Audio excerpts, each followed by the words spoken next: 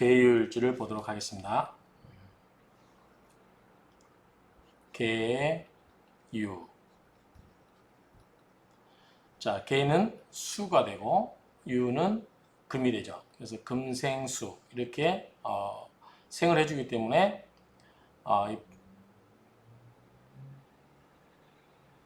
식신? 식신이 아니죠. 금생수이기 때문에 인성이 되죠. 인성이 되고 음의 금이고 음의 수기 때문에 이거는 그 책에서 잘못 가져온 것 같은데요. 제가 잘못 썼거나 그 책이 잘못되어 있거나 그런 내용일 텐데 편인으로 보면 될 것 같습니다. 편인 관계고요.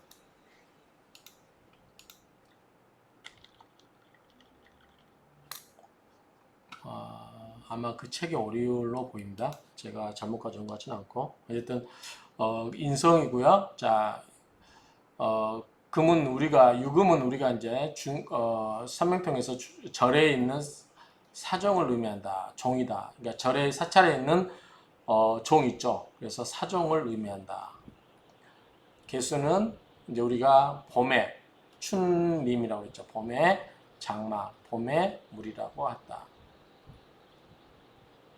그래서 개수는 봄의 비, 유금은 사찰에 있는 종. 그래서 봄에 비가 부슬부슬 내리는데 사찰에 있는 종이 댕댕댕 하고 울리는 그런 모습을 생각하면 굉장히 좀 고즈넉한 그러한 느낌이 느껴지죠. 그러한 모습을 일단 갖고 시작을 하겠습니다. 자, 개수는 진계우진, 진규우계, 자, 베풀진, 헤아릴규, 우계. 자, 계수에 이르러서 베풀어서 헤아린다. 베풀다는 게 우리가 뭐 남한테 베푸는 게 아니라 그냥 쫙 펼치는 거예요. 펼쳐놓고 헤아려 보는 거죠. 그래서 계에는 헤아린다. 헤아릴 규의 의미가 있으니 만물을 펼쳐서 헤아린다는 뜻으로 천령이 이곳에 이르러 만물이 폐장하여 싹시 내리는 것으로 새로운 생명 또는 장차 시작되람을 가리킨다. 계수위 춘님. 계수는 춘님이라 한다. 춘님. 가을에, 그러니까 봄에 장마라. 그죠? 계수생 묘월. 계수는 묘월에 생하는데 이 말은 우리 12연성에서 이 계수는 어디죠? 묘에서 장생한다 그 말이에요. 장생하는데 호왈춘님. 그래서 봄에 장마를 한다. 계수는 봄장마이고 묘월에 장생한다요. 이를 봄장마를 한다. 계수는 이슬, 안개 등과 같이 작은 물을 상징하고 즉 공중에 퍼져 있는 수기운을 우리가 계수라 보면 된다. 앞에서 설명드렸죠? 그리고 땅에 내려와서는 작은 또랑물, 그 다음에 큰 또랑물, 바다, 호수 이런 거는 임수다. 이렇게 예를 들었었죠? 계수는 공기 중에 물. 그래서 이슬, 안개, 뭐 구름 다 해당되겠죠? 그 다음에 땅에서는 작은 물, 그 다음에 임수는 큰 물. 이렇게 보시면 되겠죠. 계수는 온화하고 섬세하고 다정하고 여린 심성을 나타낸다. 계수는 어디든지 틈만 있으면 침투할 수 있는 것처럼 영리하다. 단지 계수라 하더라도 조우를 고려하여 해석해야 된다. 겨울철의 계수는 일이 지체되고 가을철의 계수는 청할 뿐 실속이 없다. 앞에서 얘기했죠. 겨울은 물이 얼어서 이 해동 수생복이 안 되기 때문에 해동시켜야 하기 때문에 좀 시간이 지체되는 거고, 가을은 바위죠. 바위에 맑은 물만 있으면 고기가 안 산다고 했죠. 맑을 뿐 실속이 없다. 여름의 개수는 기복이 있을 수 있고 봄의 개수는 좋죠. 사람의 만물의 생장을 도울 수가 있죠.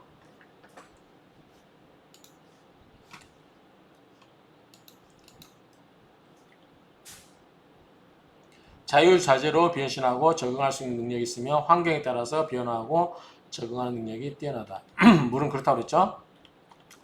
자, 유는 만물지로야라. 만물이 늙었다는 거죠. 만물이 늙었다고 하는 것은 성숙됐다라는 거죠. 성숙됐다. 만물이 충분히 늙었다는 것은 성취하고 늙는다는 의미가 있으니 만물이 성숙했다는 것을 의미함에 따라서 차차 기운이 쇠퇴하게 되는 것을 의미한다. 가장 이제 양의 기운을 지나면 그 다음부터 음의 기운으로 접어드는 거죠. 사음의 강성한 양기가 양기를 압박하여 더욱 단단해지며 수기가 뿌리로 하강하여 나뭇잎에 단풍이 들기 시작한다. 사음. 자, 이게 뭐가 있죠? 오하고 시작하면 되겠죠. 오, 사오미, 신유, 술해. 자, 자는 하나의 양이 시작된다고 했죠? 다섯 개 음이 있고, 자, 오는 다섯 개의 양이 있고, 오는 하나의 음이 시작되고 다섯 개의 양이 있어. 쭉 가면 둘, 셋, 넷, 셋, 둘, 그렇죠. 그래서 유금에 이르면 여섯 개의 음과 두 개의 양이 되는 거죠. 자, 신금에서는 세 개가 동등하게 이루고 있었어요. 양의 세 개, 음의 세 개. 그런데 유금에 이르서는 음의 기운으로 더 가면서 뭐다? 이제는 단단해지고 결실을 맺혀지게 한다. 그 말이죠. 6월은 백로가 절입이 되고 그 다음에 추분이 일어서 신금의 왕성한 기운이 형성돼서 모든 과일이 결실을 맺게 된다. 그리고 땅으로 떨어진다. 유금은 금의 왕지다. 우리가 사생지, 인신, 사해. 여기 뭐라 했죠? 생지라고 했어요. 사생지. 그 다음에 왕지. 왕지는 자오, 묘, 유. 그렇죠. 그 다음에 사고지는 진술, 충미 이렇게 있었죠. 그래서 좌오묘유는 사왕지다. 그 중에서 유금이 있죠. 유금은 금의 왕지죠. 그래서 유경신, 경금과 신금으로 구성되어 있죠. 순수한 금의 기운이 뭉쳐서 형성된 것이다. 그건 뭐냐면 지장간에 보면 유, 경금, 신금 이렇게 경금과 신금만 있어요. 땅속에. 그러니까 순수하게 금의 기운이 뭉쳐 형성된 것으로 금속성 장신구, 모기 등을 나타내며 다 익은 과일 등을 변질시키는 세균. 그러니까 이제 우리가 효소라고 할 수 있겠죠. 효소의 속성도 가지게 된다. 그래서 유금은 세균이라든가 효소를 나타낸다. 유금은 물상론으로는 또 입을 말해요. 그래서 이 외국어에 관한 또 능통한 재주를 의미하기도 합니다. 입을 상징하고 또한 균을 의미한다. 따라서 진토와 유금이 있어서 습한 상황에서는 피부병이라든가 성병 등의 균질환을 의미하게 된다. 진토가 뭐죠? 진흙밭이라고 생각하면 돼요. 축축한 토. 그래서 그 축축한 토에는 진흙 그 속에는 세균들이 있을 수 있다. 그래서 피부병을 의미하고 성병 등 그러한 성적 질환도 의미할 수 있다. 이렇게 앞에서 설명을 드렸었죠. 강력한 숙살지기로 목을 극하며 순수한 금으로 금생수의 역할은 오히려 약하다. 자, 유위 사종. 유금은 사종이다. 절간의 종이다. 그쵸? 절간의 종이다. 유속금. 유금은 금에 속하고 위근 술의 근처에 있다. 그쵸? 신유 술해 자, 오. 이렇게 가잖아요, 지금. 북쪽, 남쪽에 있을 때 사오미, 신유술에 이렇게 쭉 가잖아요. 근데 이 유금은 어디로 가냐면 수레 쪽으로 지금 자해수로 가는 거죠. 자수 쪽으로 북쪽으로 가는 거예요. 그런데 여기 수레를 지나가기죠. 수레는 뭐예요? 첼라지망이죠. 그래서 위근 수레 요 유금 근처에는 술과 해수가 있다. 수레자라고 하는 것은 천문이다. 천문야라. 종이라고 하는 것은 금속야라. 금속이고 사종고 즉 사종 절의 종이 두드릴 고자죠. 두드리게 되는 즉 향철 천문 그 음양이 천문을 통과하게 된다. 이게 지금 이게 천문이라고 했죠. 그래서 이 유금 옆에는 이 수레가 있기 때문에 천문에 가깝고 여기에 이제 종이 유금이 이제 유금이 종을 의미하기 때문에 이 종이 의미하기 때문에 종을 두드리게 되면 이 종 소리가 수레 천문 쪽으로 가서 영향을 미친다. 또 유거 정서. 자, 유가 정서 쪽을 의미하고 사즉 서방 불교야라. 사는 절이라고 하는 것은 뭐다? 서방 불교를 의미한다. 서견인길. 서가 유견인길. 유금이 인목을 보게 되면 길하다. 그 다음에 위지 종명 고궁이라. 이것이 종이 울리면 계곡이 반응한 것이다. 그 말이죠. 계곡이 답을 한다. 종이 울리면 종이 울면 계곡이 반응하는 것이다. 그래서 계곡에서 종이의 사찰 총소리가 땡땡땡 이렇게 울리는 모습을 생각하면 되겠죠. 그리고 우리가 서방 정토라고 그러죠. 불교 같은 경우. 그래서 이 서쪽에 있는 그러한 그런 것을 의미한다. 아까 여기 어디 나왔었죠? 서쪽 사는 서방 불교를 의미한다. 서방에 있는 그러한 불교의 세계를 의미한다. 이렇게 볼 수 있겠죠.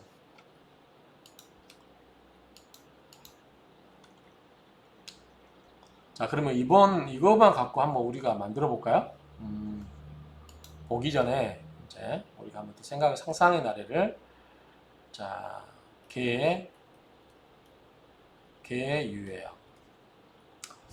자, 이게 사종, 절간에 있는 종이다. 사종이다. 요거는 봄장마다 춘림이라고 그랬죠? 춘림. 요거는 사종.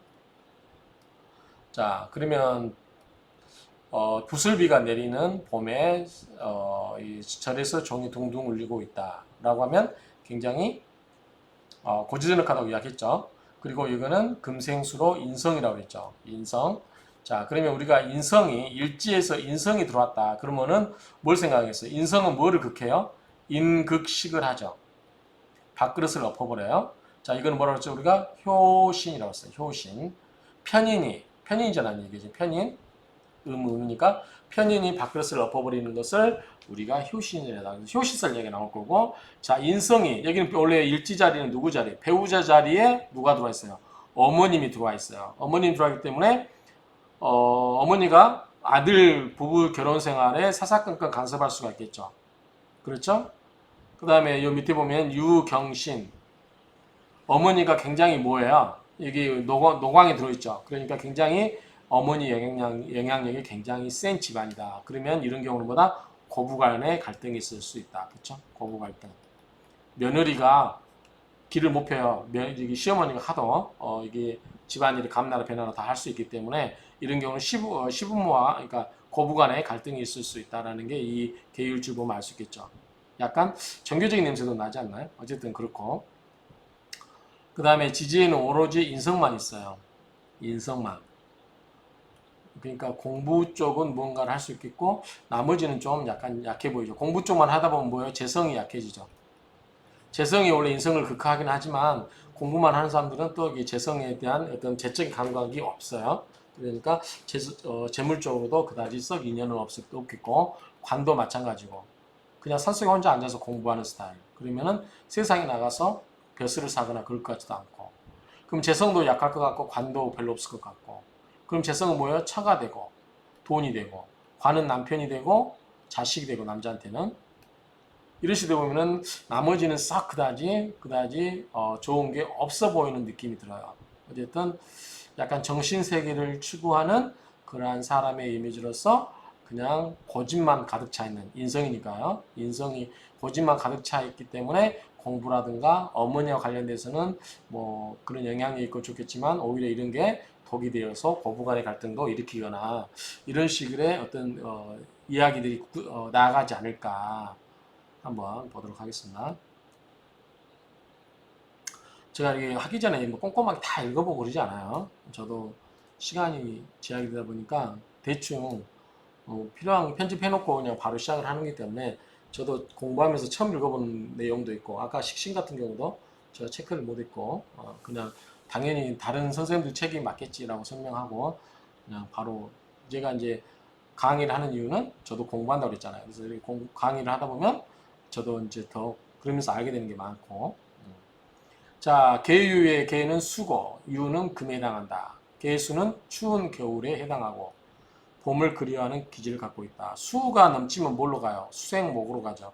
그래서 목은 뭐예요? 봄이죠. 수는 뭐죠? 겨울이고. 그래서 추운 겨울에 특히 개수는 그러겠죠. 추운 겨울에 해당되는 물이 봄의 기운으로 가려고 하니까 봄을 그리워하는 기질을 갖고 유금은 열매를 맺게 하며 이별의 기운이 감도는 그러한 기질을 갖고 있다.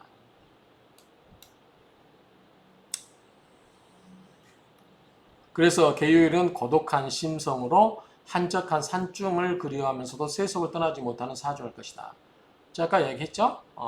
그냥 산속에서 종소리가 울리는데 절에 종은 울리는데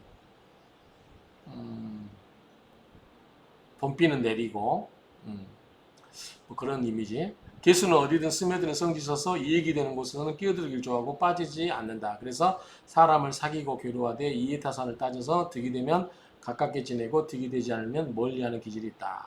그리고 유의 기질은 과격함을 상징하는 천인의 특징이 있다. 자, 이거는 이거예요. 우리가 12에서 이야기했죠. 자는 뭐였어? 자기였죠. 자기. 축액. 소띠는 여기는 천기성이에요. 천기성. 천액. 천액생. 그랬죠? 그런 것처럼 신은 뭐였죠? 신은 천고성. 외롭다고 그랬죠. 천고성. 천고성. 외롭고 유금은 뭐냐면 칼날이라고 했어요. 천인. 아주 그 과격함. 뭐죠? 혹독함. 잔인함. 뭐 이런 걸 의미하죠. 과격함. 그래서 유금은 천인성을 의미한다. 천인의 특징을 가지고 있다. 이거는 뒤에서 12지지에 그 이야기할 때 자꾸 반복했던 내용이니까 그 내용입니다. 계유일주의 중심은 과연 계수일까 유금일까? 유금이지 않을까요? 계유에서 중심은 계수가 아니라 유금이다. 계수는 빗물이라고 보면 이 빗물은 유금을 닦아내고 있는 모습이니 어찌 아름답지 않을 수 있겠는가. 그래서 계수는 또 물병을 의미한다고도 해요. 물병. 계수가 유금이 종이잖아요. 이렇게 거꾸로 종을 엎어놓고 여기에다가 물을 담는 모습이잖아요. 수고. 자, 이게는 종. 그 종에다가 물을 담는 모습이기 때문에 이게 무슨 형상이냐면 물병 역할을 한다. 물병 모습이다라고 한대요. 물병. 물병은 다 예쁘죠? 그래서 모습이 예쁘다. 예수의 물상은 산사의 계곡의 상, 절 안에 흐르는 개천과 샘터의 상, 야밤에 술을 마시고 흥겨운 노랫가락이 들리는 주점의 상, 닭이 물속에 빠져 힘이 없는 상. 자, 비가 내리고 있어요. 비가 내리고 있는데 이거 뭐죠? 이거 닭이죠, 닭. 닭이 비에 흠뻑 젖어서 물에 빠져서 있는 그런 모습 보셨나요? 비 많이 맞아 있는 그런 닭의 모습. 힘없는 상, 닭이 비를 맞아 병이 든 모습을 의미한다고 할 수 있다.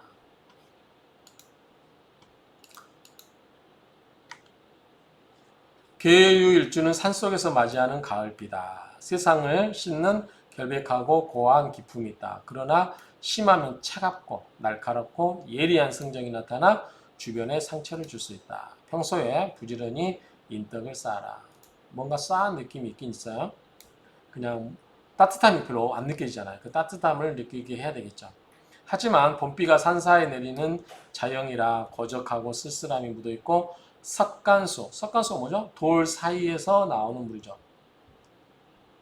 자, 우리가 유금이 쇠도 보지만 또 철로도 봐요. 그 바위로도 보죠. 자, 개수는 작은 또랑물이 좀 나오죠. 그래서 이 바위와 바위 이렇게 했을 때 이 사이에서 물이 조금씩 내려나오는 물. 그리고 우리가 뭐냐 석간수, 돌석자. 자, 이거 우리가 경금, 신금 전부 뭐예요? 금은 신금, 유금도 마찬가지. 전부 다 쇠도 되지만 뭐도 된다? 돌도 된다. 그래서 돌 사이에서 나오는 그런 석간수를 보아 여린 듯 해도 영리하고 의외로 결벽성이 돋보이는 유지다. 그래서 오류를 즉시 개선하고 타인과 잘 어울리며 아픈 곳을 헤아리는 동정심이 많다.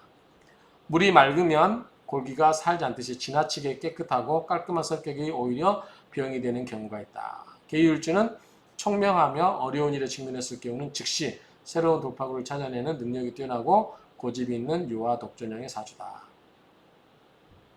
계유일주 성격은 무슨 어떤 일이든 간에 타인에게 맡겨도 안심하지 못하고 자신이 참견하고 직접 확인해야 직성이 풀리는 스타일이고 한 번 마음먹으면 끝까지 성취하고야만 하는 욕망이 대단한 사주다.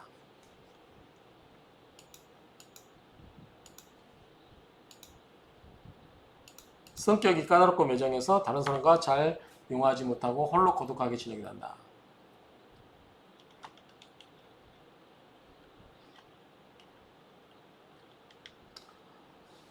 자, 그 다음에 연약한 음수다. 물이 콸콸 나오는 게 아니라 바위틈에서 조금씩 떨어지는 물 생각하면 되겠죠. 그래서 연약한 음수다. 많지 않는 적은 물이다. 그 말이죠. 하늘에서 내리는 비와 이슬이겠죠. 그리고 지상으로 내려오면 계곡물을 의미하는데 품성이 뭐다? 물이 작은 규모다 보니까 온화하고 냉정함을 유지하고 사려 깊은 인물로 되어진다. 그래서 윤화지상이라서 타인의 마음을 헤아려 가뭄의 담비와 같이 도와주는 것이다. 물이 너무 많으면 뭐예요? 임수처럼 장마가 지면 어떻게 돼요? 홍수가 지면 싹 쓸려가죠. 다 흙탕물을 만들어서 떨어가 버리죠. 그렇지 않고 적절하게 물이 필요한 만큼만 있어주는 거.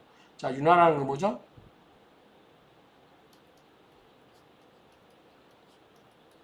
적실윤자죠? 적실윤자, 아래야자, 지상,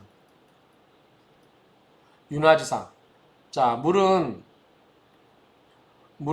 이게 산이 있고 또 계곡 있고 마을 있고 내천이 있고 그 다음에 바다가 있죠.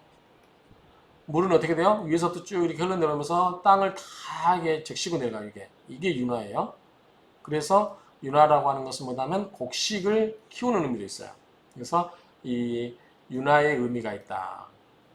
그래서 그런 의미가 있고 흐르는 물의 형상이니 활달할 것이나 배짱이 부족하여 안정을 추구하는 자가 많고 이제 이건 개수 성향이겠죠. 평상시는 얌전하다고 한 번씩 폭발하는 열정의 소유자다. 이건 좀 잘 이해가 안 돼요. 적은 개수가 갖고 폭발할 수 있을까요?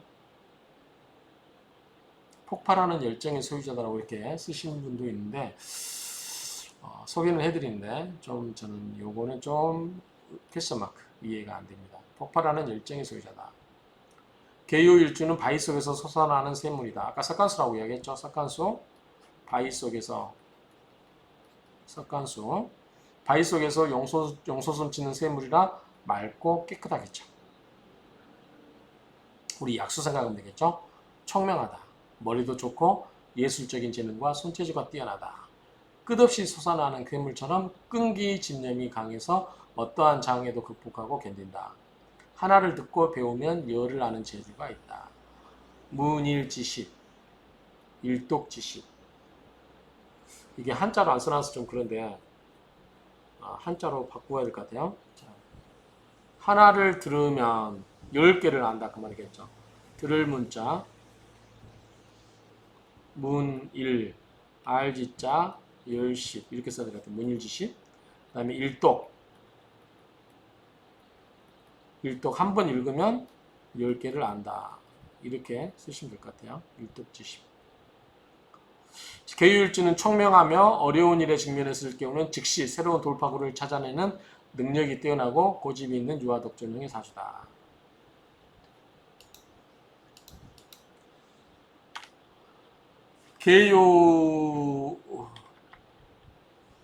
계유일생은 예술적인 재능도 있고 맑은 그 뭔가 물을 만들어내는 거니까 예술적인 재능도 있고 문학성도 있고 손재주도 비상해서 한번 보면 잊지 않고 10가지를 한 가지 보면 10가지를 써먹는 천재적인 두뇌와 재주가 있다. 겉으로는 많이 아는 것 같지만 실제는 속이 빈 깡통이 많다. 이게 좀 말이 안 맞죠. 그러니까 자기가 아는 것에 비해서 10배를 뻥튀기 하다 보니까 실제 아는 것이 적다라는 의미로 쓰이겠죠. 그렇다고 깡통은 아닌 것 같은데 지금 이게 여러분 인터넷에서 가져온 자료다 보니까 이렇습니다. 계유일주의 성정은 깔끔한 자가 많고 그렇죠? 깔끔하고 석탄수니까 금수의 맑은 기운을 담고 있으므로 특히 암기력이 좋다. 계율성은 깔끔한 미모. 이 기절 생각하니까 옛날 뭐지? 사명다인가요? 그 일본에 가가지고 병풍을 착 말타고 하면서 다 암기해버린 그 승려 이름이 누구죠? 사명대사인가요? 갑자기 그분이 생각나네. 계유일생은 깔끔한 미모를 갖고 성품이 결백하며 영리하고 암기력이 뛰어난 사주다. 암기력이 계속 나옵니다. 한마디로 소확대성, 적게 공부하고도 크게 이룬다. 아까 하나를 알아서 10가지 써먹는다고 했잖아요. 적게 배워도 크게 이루는 운기고 적은 것을 갖고도 크게 이루며 살 운명을 가진 사주다. 그래서 소확대성으로 똑같은 거 이성과 야망이 크고 굴하지 않아 한 길로 가면 어느 분야든 1인자가 될 수 있다. 예술적 재능 뛰어나고 문학성 있고 손재주도 비상해. 아까 이야기했어요. 요거는 실수가 없는 거. 아까 이야기가 똑같은 건데 요거를 깡통이란 말을 좀 지우는 게 낫겠죠. 그러면 비슷한 이야기니까.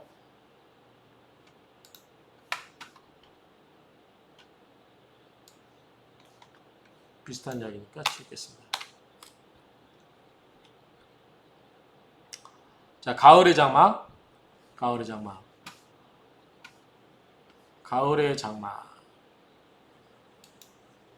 가을의 장마인가요? 봄의 장마 아니에요? 머리가 좋고 새빨장이다. 충경에 처하면 새로운 길을 개척한다.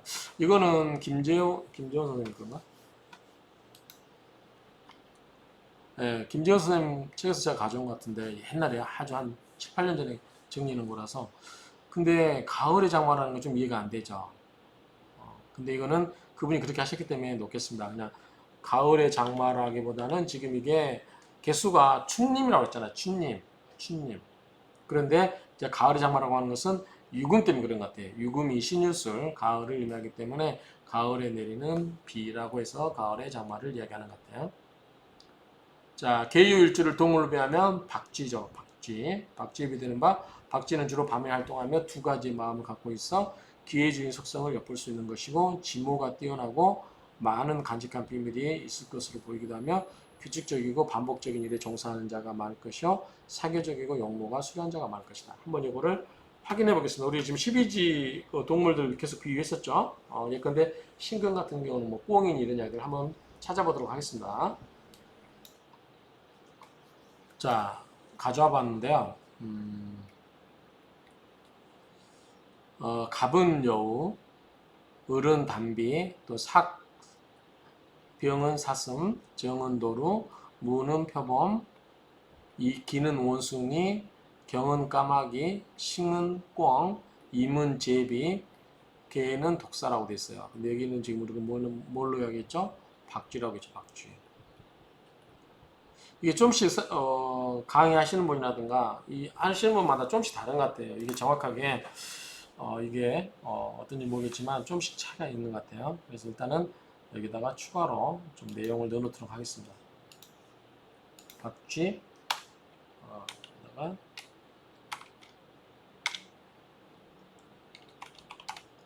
이렇게 정리를 하고 넘어가도록 하겠습니다. 자, 효신살은 뭐죠? 편인이죠. 편인. 자, 왜 편인이냐면 아까 개의 유가 음의 수잖아요. 같은 음양이기 때문에 금생수에서 이게 편인이 되죠. 편인. 자, 편인이 됩니다. 그래서 편인이 식신을 엎어버리는 경우, 그걸 우리가 효신사로 했어요. 효신. 그래서 이 효신살은 올빼미 여자잖아요. 이게요. 효신살은 자, 인정이 많아 남 주기를 좋아하나 이면에는 편을 가리는 냉정함이 상존하고 이해타산이 분명해서 매사 욕망이 대단하지만 겉으로는 쉽게 드러내지 않는 성격인 외유 내강의 유형으로 승부 기질과 저돌성이 있고 늘 기회를 엿보는 스타일이다. 올빼미하고는 좀 맞지 않는 이야기. 우리가 아는 올빼미 이야기는 그냥 어머니를 잡아먹고 뭐 그런 이야기가 나오죠. 어쨌든 효신살은 그런 부분이 있다. 이 정도 해서 넘어가도록 하겠습니다.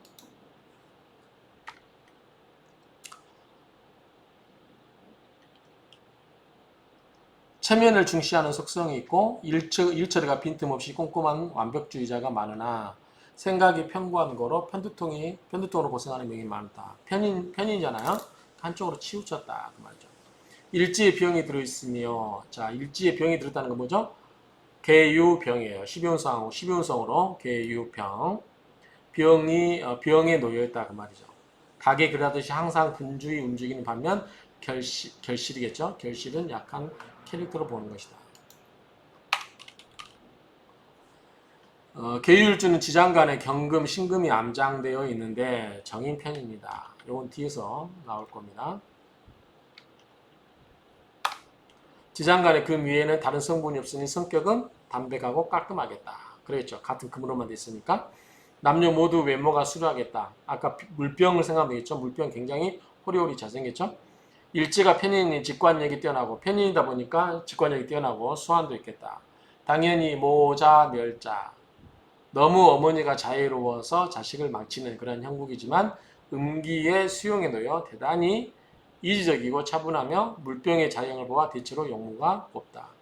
아까 물병 그림 그려드렸었죠? 계유일주 연예인은 계절로 치면 초겨울에 해당하는 모습으로 차가운 이미지의 사람들이다. 자, 특징을 보겠습니다.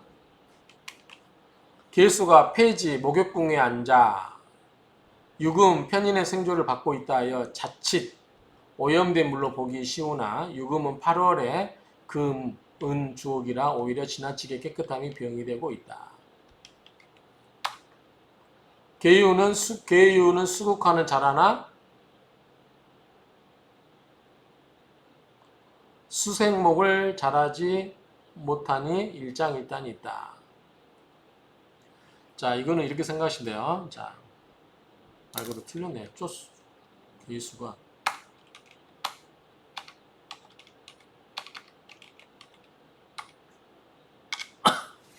자, 이거는 무슨 말이냐면요.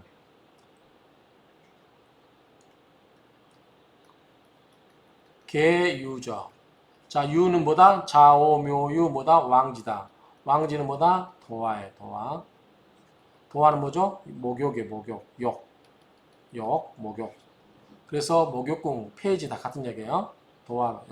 개수가 목욕궁, 폐지 목욕궁 앉아. 즉 유금이 앉아 그 말이에요. 개수가 폐지 목욕궁에 앉아 유금 편인의 생조, 금생수 편인이죠. 생조를 받고 있다 하여 자칫 오염된 물로 보기 쉬우나 유금은 8월에 금은 주옥이라 지나치게 오히려 깨끗하고 또 유금 밑에는 뭐가 있어요? 지장간에 유경금과 신금만 있어요. 그래서 지나치게 금의 기운은 순수함만 있죠. 그래서 지나치게 깨끗함이 오히려 병이 되고 있다. 계유는 수국화는 잘하나 수생목을 잘못하니 일장일단은 있다. 그런 의미로 보시면 되고요. 차가운 금수 기운이 강하다. 따라서 가을생은 금기운 인성이 강해져 큰 대회나 승부에서 우승을 할 수 있지만 반드시 사주에 목화가 있어야 된다. 겨울생은 더욱 화가 필요하다. 이건 뭐죠? 조우죠. 여름생은 차가운 금수 기운을 저하시켜주니 사주에 간목이 있다면 재주와 재물이 적지 않다. 자, 계유 입장에서 굉장히 차가웠잖아요. 가을철에 차가운 물. 그런데 목화가 있으면 어떻게 돼요? 따뜻하죠. 목은 뭐죠? 식상이 되겠죠. 화는 뭐예요? 재성이 되겠죠. 노력해서 식사하는 것은 노력하는 거고 재성이라는 것은 결실이잖아요. 결과물이 있겠다. 노력해서 결과물이 있겠다.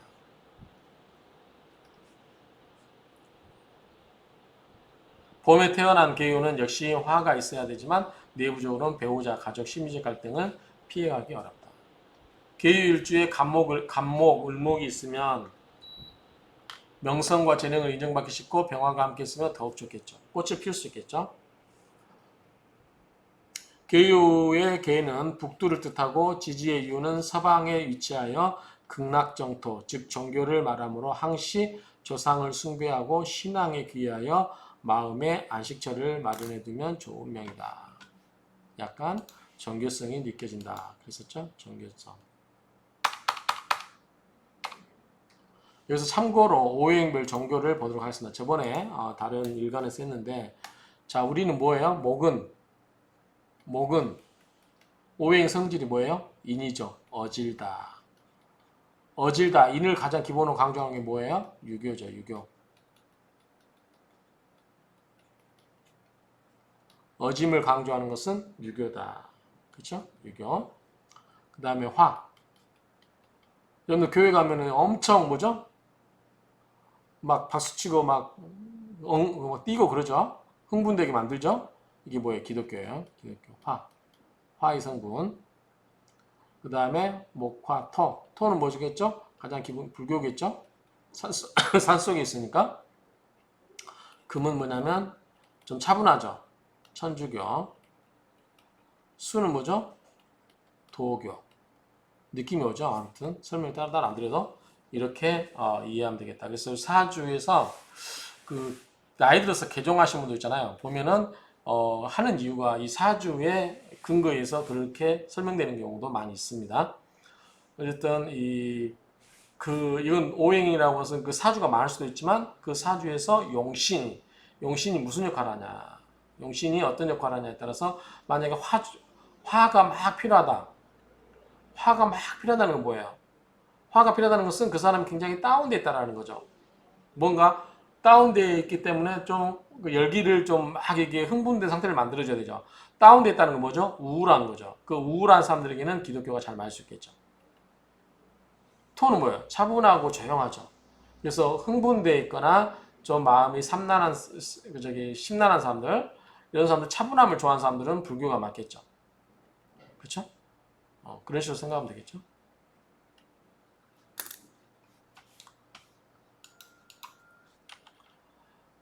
그 다음에 유금의 지진 유 속에는 지장간의 경신이 있다. 12병에 해당되고요. 자, 병지의 형상이니 항시 질병을 조심해야 하는 바 비 맞은 닭의 형상이 그러한 것이다. 여명 계율주교는 부인병 질환계통에 조심해라. 자, 음간의 병지는 홀로 활보하며 암중 모색하지만 공동의 선을 향해 미래 발상을 잘하는 편이다. 이거를 우리가 만들도록 하겠습니다. 이거를 여러분들이 만들어내면 돼요. 자, 한번 같이 만들어 보도록 하겠습니다. 여러분도 종이를 한 장 내놓고 해보시기 바랍니다. 자, 계유. 자, 계수는 자가 비견이죠. 자, 여기에서 시작돼요. 이게 뭐죠? 녹이에요.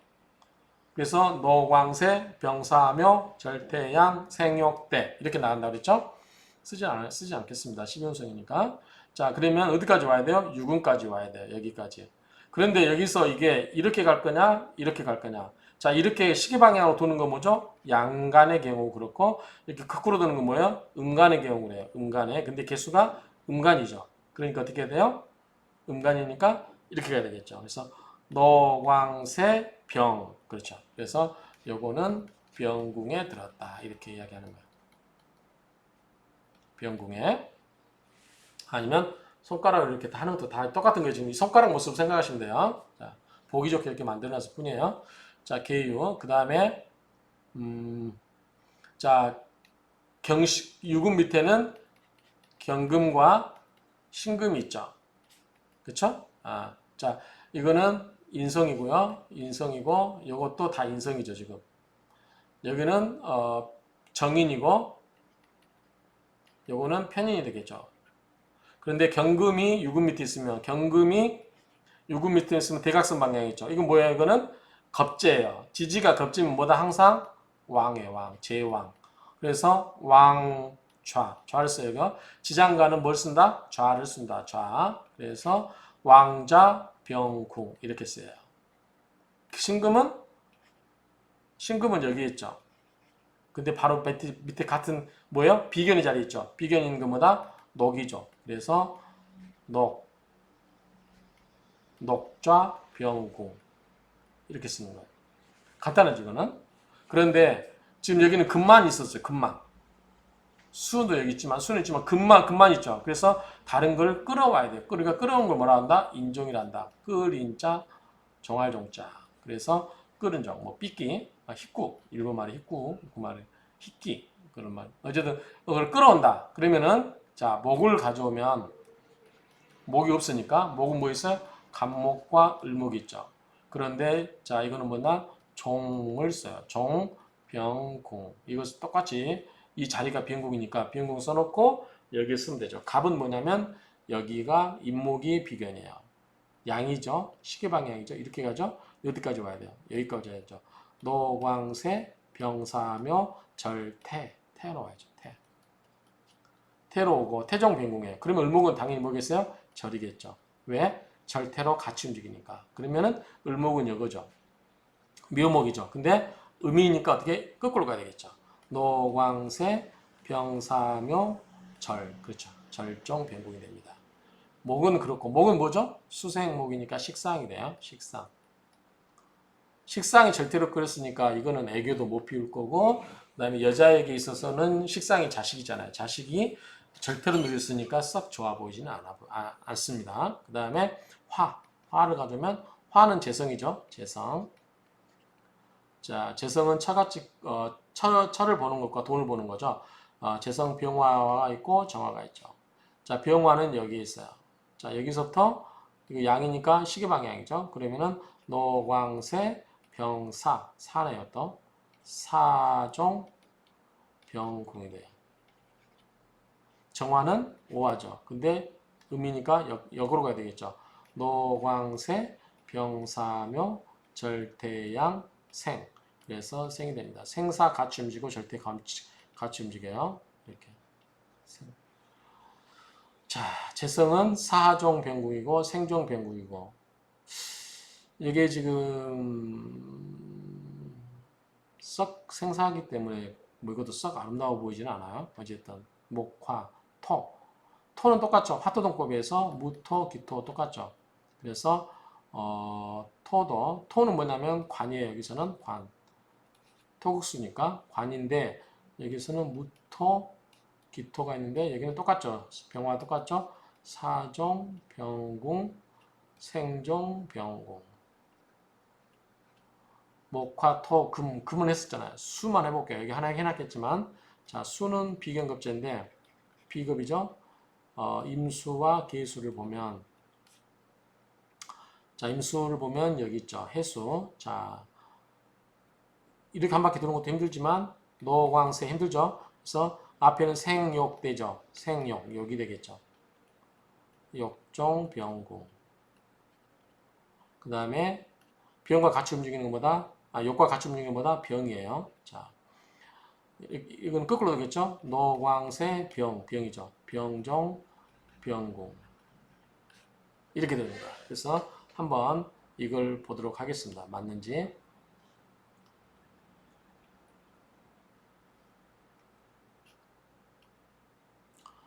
자, 계유병, 병이 되고요. 그 다음에 왕자병궁, 녹자병궁, 왕자병궁, 녹자병궁. 자, 간목을목은 여기 있죠. 태종병궁, 절종병궁, 태종병궁, 절종병궁. 화는 사종병궁, 세종생궁. 그 다음에 무토도 똑같죠. 똑같고. 그 다음에 비견은 자 욕종병궁, 병종, 병공 똑같죠. 그래서 이거는 이렇게 하고요. 그 다음에 이제 삼합을 먼저 보도록 하겠습니다. 삼합을 자 도화살, 도화살은 연살이죠. 그래서 요거는 도화살, 망신살, 역마살. 요걸 뭐다 삼합 갖고 보는 거고요. 그 다음에 고신살, 과숙살. 요건 뭐다 육합, 방합 갖고 보는 거고요. 그 다음에 공망. 공망은 뭐죠? 이게 지금 얘가 개, 유죠. 그러면은 개 끝나고 두 개가 공망이잖아. 신유, 술해. 수레가 공망이네요. 수레. 수레가 공망은 뭐예요? 철라가 공망이, 철라지망이 공망이 돼요. 자, 이렇게 되고요. 자, 삼합은 뭐죠? 개유니까 유가 들어가는 건 사유축 있죠. 사유축. 이게 삼합이고, 그 다음에 방합은 신유술이죠. 가을. 자, 이렇게 보고, 자, 여기서 도화살은 자 이거는 동 그대로 쓰면 사유축 그대로 그 자리에 그대로 쓰면 동지장화예요. 사화는 짓살, 유금은 장성살, 축은 화개살. 그 다음에 도화살은 연자가 들어가니까 후자를 쓰는 거, 디우자. 후년 반컵. 그래서 사화의 뒷글자가 연살이에요. 그러면 사화의 뒷글자가 뭐예요? 사오죠. 그 다음에 망신살은 전자를 써요. 앞전자. 망육. 가운데 글자의 앞글자. 뭐가? 가운데 글자 유금의 앞글자가 망신살이에요. 그럼 뭐다? 전천망육이기 때문에 신금이 되겠죠. 신유술이니까. 역마살은 자, 충력, 제월. 자, 첫 글자와 충하는 건 뭐예요? 해수죠. 사해충. 자, 고신살은 이쪽에 고신살, 남자는 오른쪽 고신살. 자, 이쪽은 여자가 왼쪽에 과숙살. 신유술, 해, 사오미. 그렇죠. 그래서 과숙살은 미가 과숙살이고 고신살은 해가 고신살이 됩니다. 이렇게 해서 또 비교를 해보겠습니다. 지워버릴 뻔했어요. 아무튼.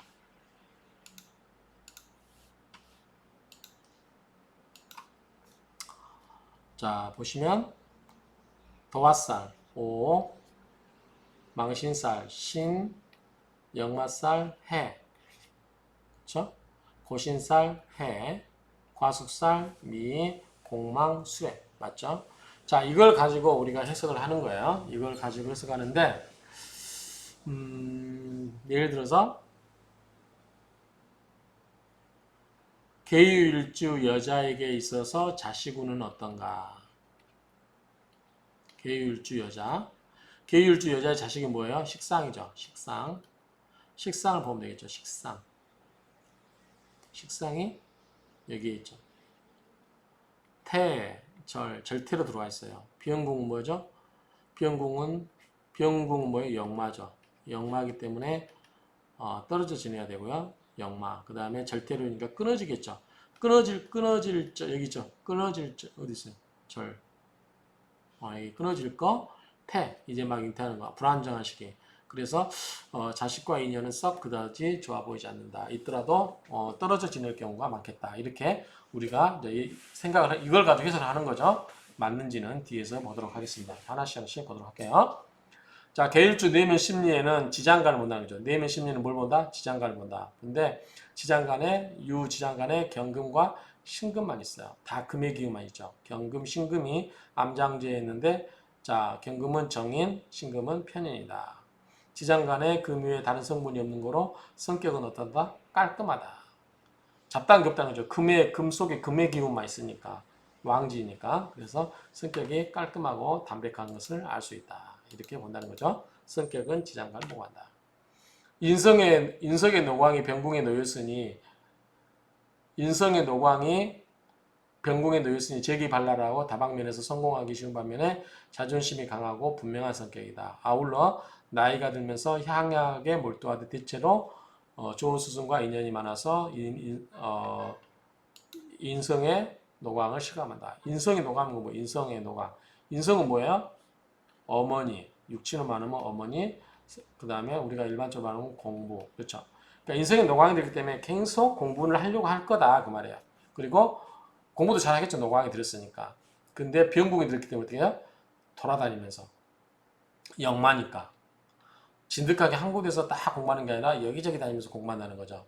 뭐 해외 유학을 갈 수도 있고 뭐 여기저기 이 선생 저 선생 돌아다니면서 공부할 수도 있다. 이렇게 보면 되겠죠. 병지 인연이 지력이 있거나 역마가 들어 돌아다니는 자로 보는 것이다. 계유일주 여명은 대체로 가정에 충실하지 못한 배우자를 만날 인연인 것이다. 또한 남편궁에 편인이 들었으니 편인은 조부를 뜻하는 바 나이 차이가 많은 배우자와 인연이 있다. 이건 좀 어느 분이 그렇게 보시는지 모르겠지만 약간 어폐가 있는 것 같고 배우자 자리에 어머니가 들어와 있기 때문에 어머니의 간섭으로 인해서 고부 갈등이 있을 수 있다. 그런 이야기를 할 수 있겠죠. 그리고 인성이 있으니까 또 부인을 얻더라도 우리가 어머니와 같은 부인을 원한다. 그 말이죠. 어머니. 부인도 친구처럼 지낼 수 있는 부인 또는 어머니처럼 자상하게 나를 돌봐줘야 되는 어머니. 그런 스타일이요. 배우자. 뭐 여러 가지 그런 스타일의 배우자를 찾을 수 있겠죠. 그런데 편인이기 때문에 아무래도 그 사람 성향이 뭐다? 배우자, 어머니와 같은 어머니처럼 자상한 배우자를 찾을 수 있다 그 말이죠. 요즘 여자들이 별로 안 좋아하는 스타일의 남자겠죠. 마마보이 기질이니까. 일지의 효씨는 모친 영향을 많이 받는 편이지만 음기의 인성으로 인해서 곤매하고 지고주순한 어머님을 알 수 있다. 배우자 자리에 인성이 들어왔으므로 어머니의 영향력이 있으나 처의 자리에 어머니가 들어가 있는 영궁이므로 고부 갈등이 예견된다. 마마보이 성향으로 인해서 부부지간에 갈등이 있을 수 있다. 여명은 산액으로 자식이 귀하고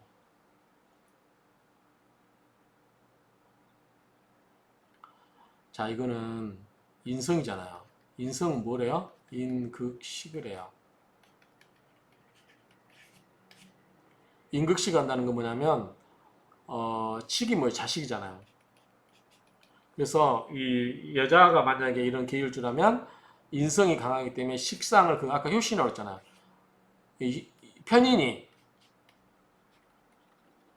편인이 도식 한다고 그랬죠. 도식. 밥그릇을 엎어버린다는 거예요.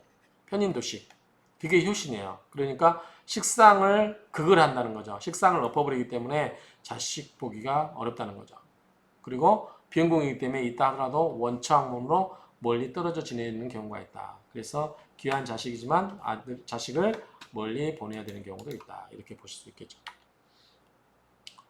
자, 직업과 재물을 보겠습니다. 자, 직업과 재물을 보기 전에 자, 인성을 보는 이유는 공부를 얼마나 잘할 수 있나. 공부를 어떻게 해서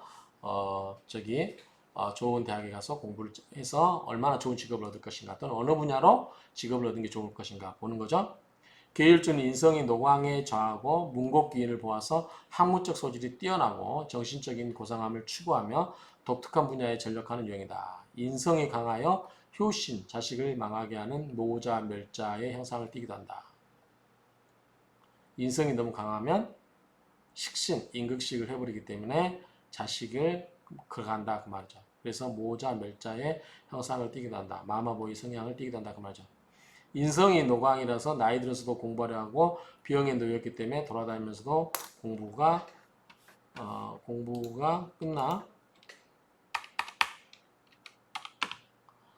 끝나 목적이 달성하면 과감하게 떠나버린다. 여기저기 돌아다니면서 공부한다. 그러니까 평생 내 밑에서 있을 것이다. 기대하지 말라는 거죠.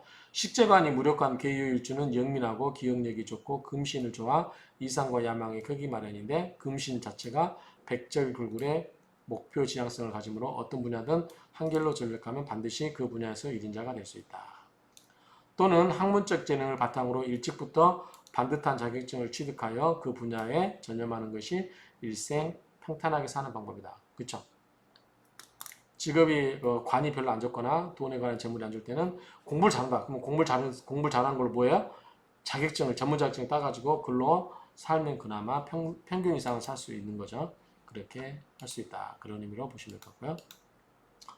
자 이번에는 직업을 보겠습니다. 직업 관을 보면 관이 사예요. 생. 자 개수기 때문에 이걸 본다면 생이죠. 그럼 좀 낫겠죠. 생정변공이기 때문에 자 계율승은 일주에 해당하기 때문에 고집태강 편인이기 때문에 고집 세죠. 초지일관 백절불굴의 기질을 갖는 사주다.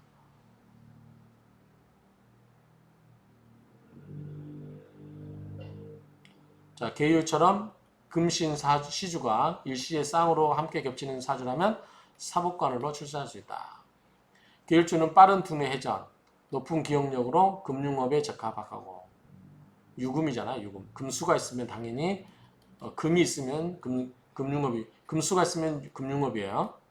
교육자, 공무원, 의사, 군인, 경찰되거나 관광업, 카페, 레스토랑, 요리집을 운영해도 좋다. 법정계 뭐 이런 쪽에서 일해도 좋고 실업과 유난이나 문화, IT, 의학, 의료계통에 좋다. 우리가 이제 이 계율주에서 유금이 금이기 때문에 금은 뭐예요? 법, 금융, 경제. 이 문과라면 그렇고 이과라면 의학 분야, 사람 생명을 다루는 분야, 철 분야예요. 수는 뭐예요? 해외 물류, 유통, 음식.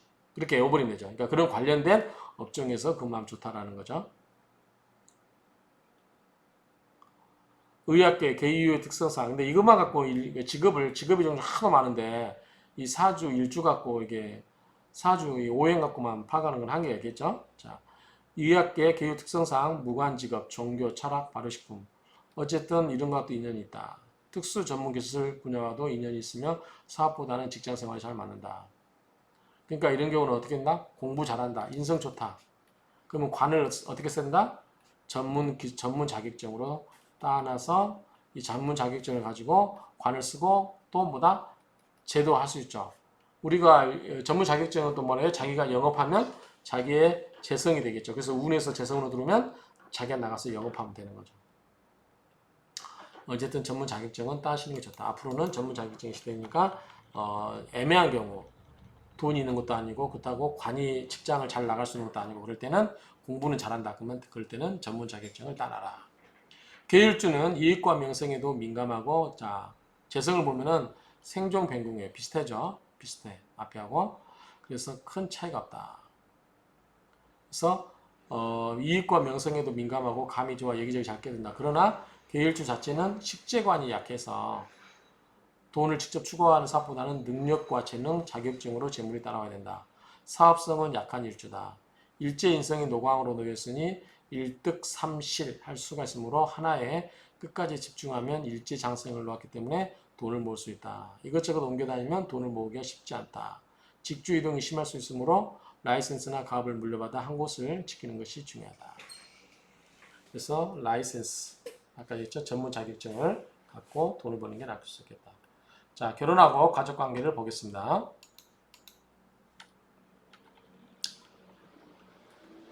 계율주는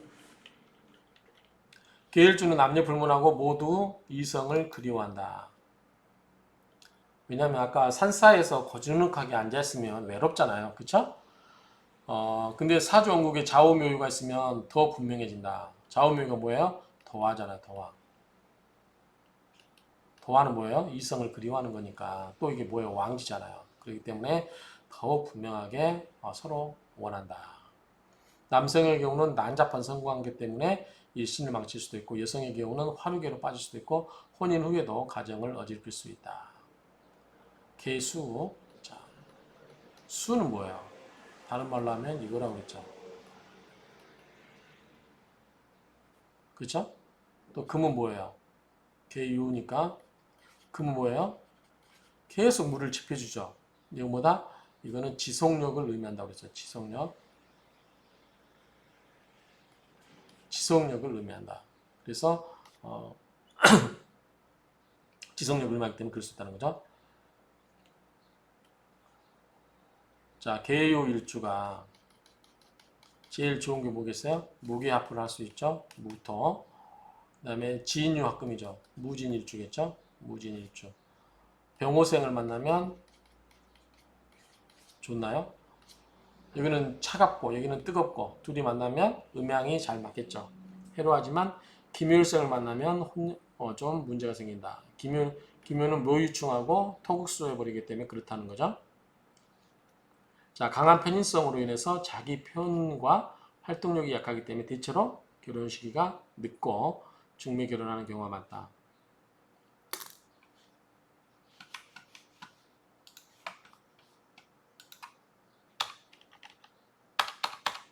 계유일주 사주원국에 좌우묘유가 있어 이성관계가 상당히 난잡하더라도 묘나 사, 천을귀인이 있는 사주라면 구제를 받아줬다. 천을귀인 있으면 하나는 구제인다 그랬죠? 대운과 사주에서 목화운을 짜지 않는다면 여명은 외골수 성격이 되기 쉽고 남명은 동가식, 서가숙, 한량사주가 되어서 철을 앵벌이로 내물 소지가 다분하고 이혼이 잦은 경우에 해당한다.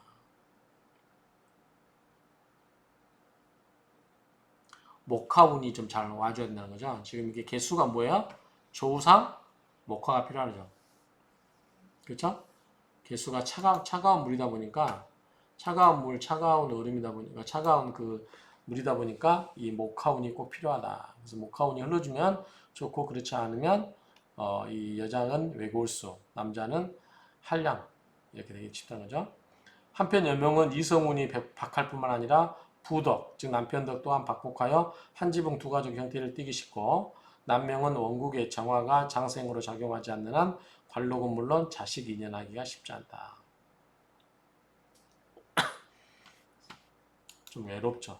이 사주 자체 이렇게 계율주가 느낌이 그냥 좀 그렇게 순탄해 보이지는 않습니다. 느낌에. 자, 정제. 편제를 보면 정제 편제는 뭐죠? 이제 남자 입장에서 처덕을 보는 거예요. 부인을 보는 거죠. 처덕. 자, 계율주 남명은 고지식한 타입이다. 정이 많으면 신경도 예민하다. 한번 믿으면 끝까지 믿고 싫으면 죽어도 싫어하는 강한 고집도 있다. 일지 효신으로 고독한 팔자다. 일찍이 고향을 떠나 객지 생활을 한다. 군인, 경찰, 정치가에 종사하면 대성하고 반대로 건달 생활이 많기도 한다. 이성에게 인기가 있다. 여자가 버는 돈으로 생활하고 여자를 자주 바꾸기도 한다. 안면 몰수 타입도 들어있다. 계유일주 남명의 경우는 현숙하지 못한 배우자를 만날 인연인 바 일지 나치도와의 작용이다. 외모는 수려하나 부끄러움을 모르는 배우자라는 것이다. 남명의 경우는 12운성으로 배우자를 보면 정유로 판단하는데 일지 편제니 매력이 있고 능력이 있음을 알 수 있다. 장생지에 앉았으니 차가가 번창하고 있음을 알 수 있다. 이걸 쳐다본다는 거죠. 이걸 보면은 편제고 장생지 앉았다는 거죠. 정유, 장생지. 네. 아시겠죠? 좀 설명드릴까요? 남자가 계유일주인데 만나는 여자가 정유다. 그럼 정유는 뭐죠? 자, 편제죠. 음의 금이니까 편제죠. 편제니까 뭐예요? 일확천금, 돈이 좀 있는 거죠. 횡재수 있죠. 그 다음에 정화가 뭐예요? 유금에 장생지에 앉아있죠. 그러니까 장생지니까 뭐예요? 돈도 잘 벌리는 거죠. 그래서 능력 있는 여자를 만날 수 있다. 그 말이에요. 처가가 번창했음을 알 수 있다. 남명 계유 일주는 처가는 명문가로서 덕을 많이 보거나 혹은 아내가 화류계 여성이거나 흠 있는 상대로 연상의 여인과 인연을 맺는 경우가 더러 있다. 그 말.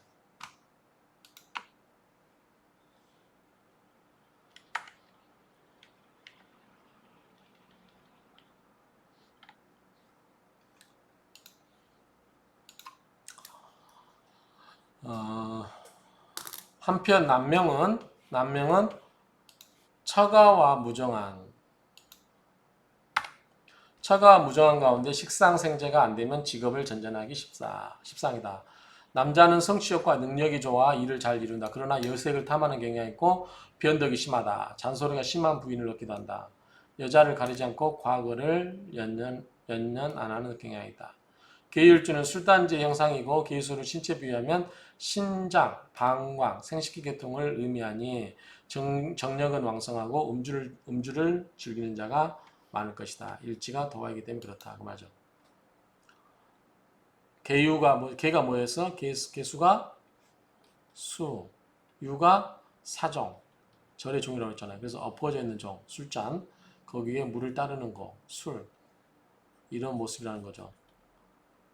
그래서 술단지 형상이고 개수를 신체에 비유하면 신장, 방광, 생식기 계통, 수가 여기 해당되죠.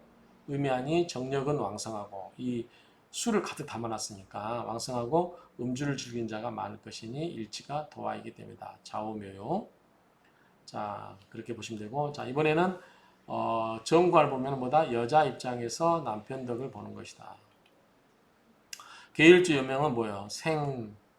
똑같네요. 자, 계율주 여명은 뛰어난 재치와 수완으로 똑똑하다.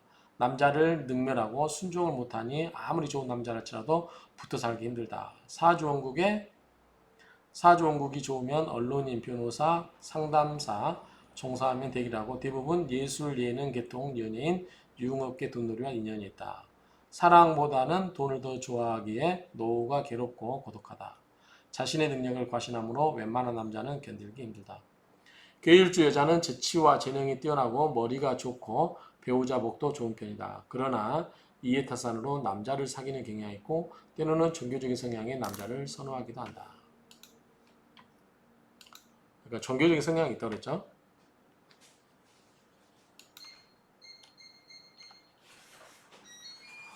계율주는 잘생긴 미인형의 여성보다는 다소 남성답고 억센 배우자를 만나면 해로할 수 있다. 예컨대 국가기관이라든가 거대 사회단체에서 기획을 주관하는 핵심 인물이거나 혹은 하는 일이 연달이거나 한량 중에 하나라면 부부가 해로할 수 있다. 그런데 이성을 좋아하나 성행위는 기본적으로 처리하는 유형이고 정력이 딸리는 사실이다. 남자는 그런데 여자한테 딸리나 봐요. 12운성이 비영궁에 자리하고 있다. 여명의 계율주는 애교 만점의 처세가 밝거나 순종적인 기질이 없다는 점이 문제다. 애교가 없죠. 식상이 없으면 그래서 순종적인 기질이 없다는 점이 문제다. 이런 거는 이렇게 된다 보시면 되고요. 여명의 일시가 동시에 효신이면 나체도화에 해당하므로 무자의 경향을 갖기에 자손과 인연이 희박하다. 그래서 한마디로 여성 입장에서는 자식 식상을 극하기 때문에 유산이라고 하는 산액을 경험하고 생리부순이 심하다. 왜 그러죠? 계율주 입장에서는 자 편인이 일지에 있기 때문에 식상을 극하잖아요. 인극식으로. 인극식을 극하기 때문에 식은 뭐예요? 자식이죠. 자식 관련된 그런 것을 극하기 때문에 이 산액도 있을 수 있고 생리부순도 있을 수 있고 유산도 있을 수 있다 그 말이죠. 여기서 나치도라고 하는 것은 이성 문제나 색조로 인해서 고통을 겪을 수 있음을 암시하기도 한다.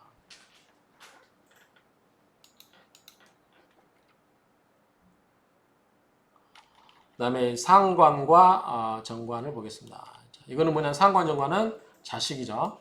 자, 식상은 뭐냐면 여자 입장에서 자식이에요. 그런데 뭐예요? 절퇴예요. 끊어졌어요. 비영궁에 들어있고. 자, 남자 입장에서 자식은 관이거든요. 사생이에요. 절퇴 둘 다 별로 안 좋죠. 자식 을목 식신은 의류로 보는 바 절지의 이만이 나와 인연이 박하거나 신경이 매우 날카로운 인연이다. 그래서 인연이 박하다. 어쨌든 남자는잖아요. 그다지 자식복은 없어 보이고요. 그 다음에 어머니 아버지 볼까요? 어머니 아버지 보면은 왕노. 어머니는 엄청 강하겠죠. 어머니의 영향력이 뛰어납니다. 힘이 왕성하고 비용고 돌아다니는 거 좋아해요. 여기저기 돌아다니는 거 좋아합니다. 아버지는 재성이에요. 재성. 그런데 뭐예요? 사생이에요. 비영궁에 있고 별로 안 좋아요.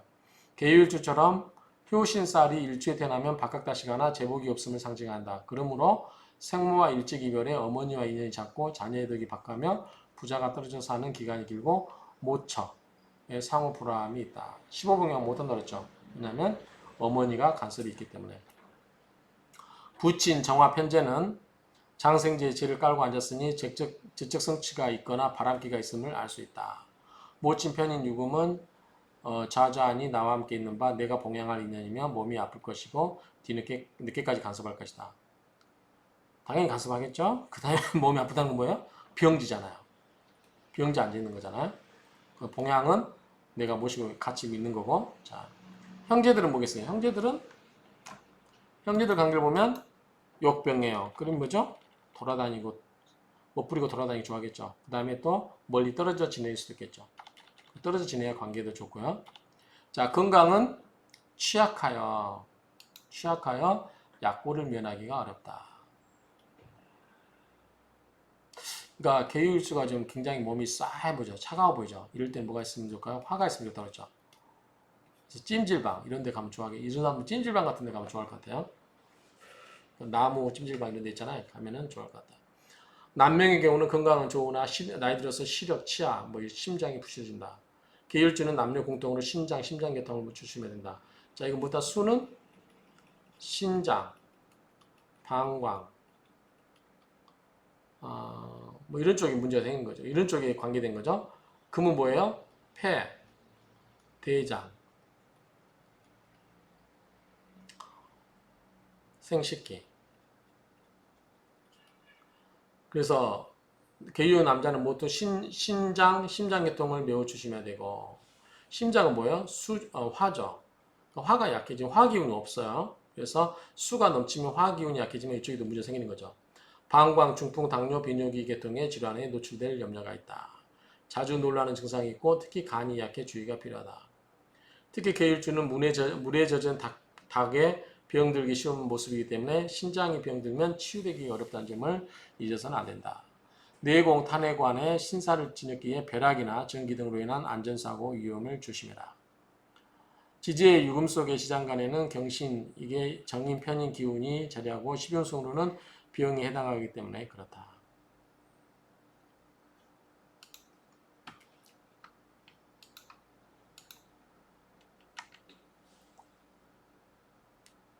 자, 사조원국에 목화가 많으면 괜찮겠죠. 그러면 건강하고 부귀하지만 목화가 적어 약하면 심장과 소장 관련 질병에 노출될 위험이 크다. 화가 약해지면 화 관련된 질병이 심장, 소장이니까 그러겠죠. 위장과 소장이 약하고 여명은 난산에 염려가 있다. 주중에 해수가 있으면 음주는 치명적일 수 있다. 가까이 하는 게 좋다. 술은 기본적으로 물로 보면 되겠죠. 특히 맥주는 물이에요. 그래서 물이 필요하신 분들은 맥주 마시면 좋아요. 근데 독한 술, 꼬량주 이런 거 있잖아요. 이건 화예요. 화해 성분이 강하기 때문에 물은 물인데 화해 성분이다. 대체로 계율주는 천인의 현치물로와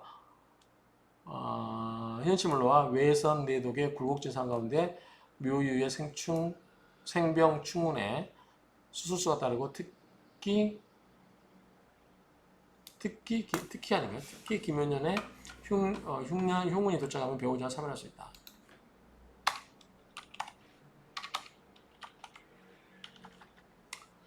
자, 기타를 보면 문곡귀인 뭐예요? 학문이죠. 학문 소질이 뛰어나다. 근데 또 이게 뭐예요? 인성이 노광에 앉았잖아요. 그렇죠? 이런 연유로 조직의 총무 역할을 자임하는 섬세함이 있고 게다가 철새 계금에 있다. 철새 계금 뭐라 했죠? 묘유술. 묘유술이죠. 근데 이게 뭐죠? 계유죠. 계유이기 때문에 철새 계금에 해당하기 때문에 뭐다? 활인업종. 활인 종교나 이런 의학업 종사자에게 이런 많기 때문에 많다. 그래서 철새 계급을 갖고 있는 사람들보다 또 이런 할인 업종에 종사를 해서 덕을 베풀어라. 인덕을 쌓아라. 그렇지 않으면 적선하지 않으면 뭐 안 좋은 일이 생길 수 있다. 그런 얘기들 많이 나오죠. 자, 자연의 물에 빠진 닭이 되어서 금수운의 진장 또는 생식기에 이상이 올 수 있다. 특히 공망이 되는 해수의 고신과 역마운의 천문성을 보아 종교적인 업상과 인연을 맺기 쉽다. 천문성 뭐죠? 천문성이라든가 이런 쪽 관련되면 이제 아무래도 그 할인 업종 이런 쪽으로 많이 관심이 가겠죠. 자, 지지는 유금은 뭐다? 천인성이 나오죠. 앞에서 나왔어요. 냉혹한 굽는 기술이다. 흉턱, 냉정함, 천인성, 하늘의 칼날이니까 그렇죠. 그래서 자귀, 추객, 인권, 묘파, 진간, 사문, 오복, 미역, 신고, 유인, 수배, 해수 이렇게 외우시라겠죠. 그래서 각각의 그러한 기운이 있다. 자, 도화살.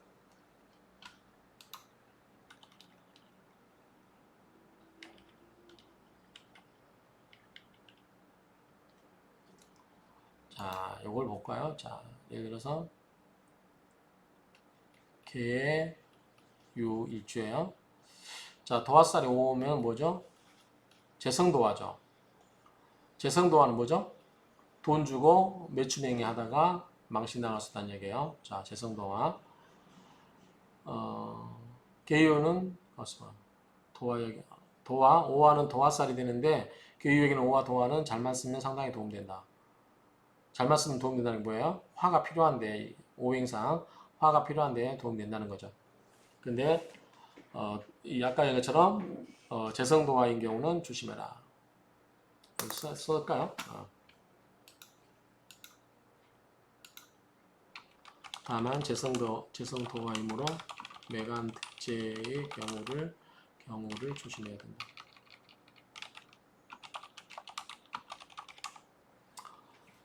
자, 계유는 축토를 반기는데 축이 금의 고장지이니 계수는 힘을 받고 또한 유금을 제어할 수 있으니 상당히 좋게 된다. 인묘가 오고 목토가 오게 된다면 계유는 그 스스로의 아름다움을 표현치 못하게 되는 것이며 상당히 슬퍼지게 된다. 진사가 오면 유금과의 합금이며 진유 합금이죠. 계유 진사가 오면 유금과의 합금이며 둘 다 수의 고지 금의 장생짐으로 계유와의 관계가 좋다. 진사. 그다음 신금이 오면 사진 동시에 망생살이기도 하다. 신금이 여기 오면 이 신금이 오면 망신살이죠. 망신살이고 망신살이기도 하고 그 다음에 신금이 오면은 사지예요. 개화에게 있어서는 개에게 있어서는 사예요. 개심은 우리가 보면 금생수 될 것 같은데 이게 사지예요. 사지. 망신살이 된다. 신금이 오면 이 신금이 오면 그다음에 술해, 술, 해, 술해 이런 거죠. 해, 술이 오면 공망이니 학문, 예술, 종교 인연이 깊은데 성격이 공하고 담백하다 보니 스스로 뭐다? 고독하다. 고독함을 느끼는 자가 많다. 수레가 공망이다 보니까 수레가 공망이면은 아까 임술 입장에서는 관이 공망일 수도 있고 비견이 공망일 수도 있죠. 어쨌든 수레가 공망이면은 술에 관련된 그러한 것들이 공망의 작용이 일어난다. 그래서 학술, 아까 수레가 뭐 참물쇠라고 했잖아요. 그러니까 그러한 수레가 공망이니 학술, 예술, 종교, 인연이 깊은데 성격이 고고하고 담백하다 보니 스스로 고독감을 느끼는 경우가 많다. 뭐 이 정도로 하면 될 것 같아요. 그래서 오화가 이제 화기 때문에 좋은 역할을 하지만 기본적으로 이거는 재성도화라서 매간득제를 조심해야 된다. 신금이 오면은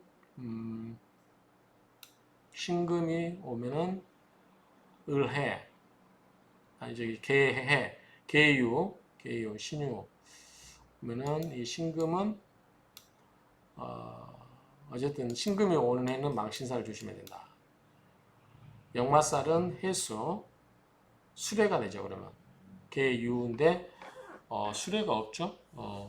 개유인데 수레가 같이 와야 되는데 사주영국에 술이 있거나 해수가 술이 있는데 해수가 오거나 그럴 때는 이런 역마살 또는 천라지망이 생길 수도 있겠죠. 어쨌든 이런 식으로 이해를 하면 될 것 같습니다. 이상으로 개유일주에서 마치도록 하겠습니다.